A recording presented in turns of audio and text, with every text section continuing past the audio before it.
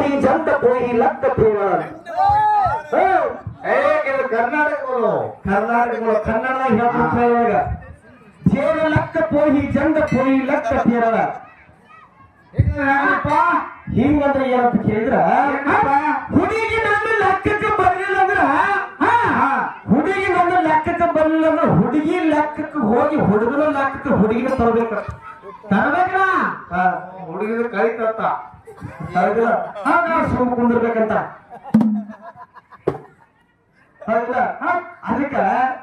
ಇನ್ನೂ ತನಕನು ಹೆಣ್ಣ ಹೆಂಗ್ ಹೆಚ್ಚ ಅಂತಕ್ಕಂಥ ವಿಷಯವನ್ನ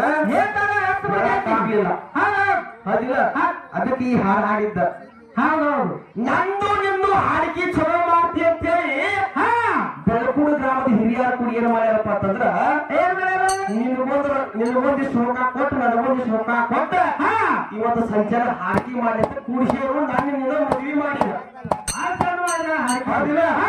ನಾವೊಂದು ಹೇಳೋದು ನೀವೊಂದು ಹೇಳೋ ಮಾಡಿಕೊಂಡ